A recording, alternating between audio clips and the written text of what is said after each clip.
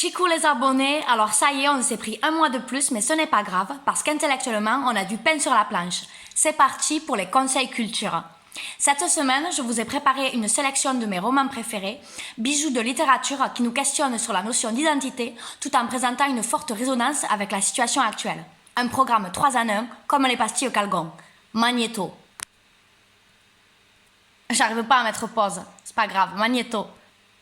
On commence tout de suite avec Je suis Charlotte Simmons de Tom Wolfe.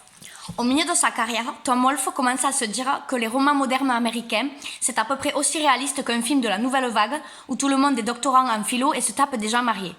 Il décide donc de partir sur le terrain, en immersion dans une université américaine, et nous livre ce roman qui décrit cette jungle, cet univers impitoyable, cruel et parfois très stupide, où se perdra la jeune Charlotte.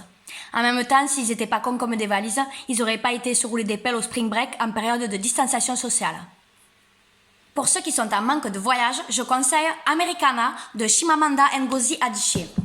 Une belle histoire d'amour des jeunes gens qui se cherchent, cette odyssée à travers 3 continents nous permet également de relativiser. En effet, toi tu te plains que tu n'as pas trouvé de farine au Cora, pendant qu'au Nigeria, nos protagonistes se tapent 13 coupures de courant par jour.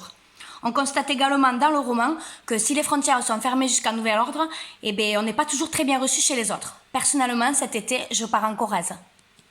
Enfin, pour tous ceux qui ont en ce moment le point Godwin qui les démange, je propose aussi un voyage, mais dans le temps, cette fois-ci, avec Seul dans Berlin de Hans Fallada. Ne pas avoir sa carte au parti nazi dans le Berlin des années 40, c'est un peu comme être inscrit au lycée des pontonniers et ne pas posséder une paire de Stan Smith, un arrêt de mort.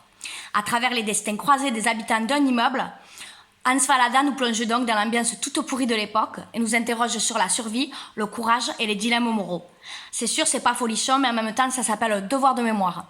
Moi, par exemple, tous les ans, je me refais Crossroads avec Britney Spears. Voilà, j'espère que cette sélection saura vous charmer. En attendant, prenez soin de vous, je vous fais des gros bisous et à vos Kindle!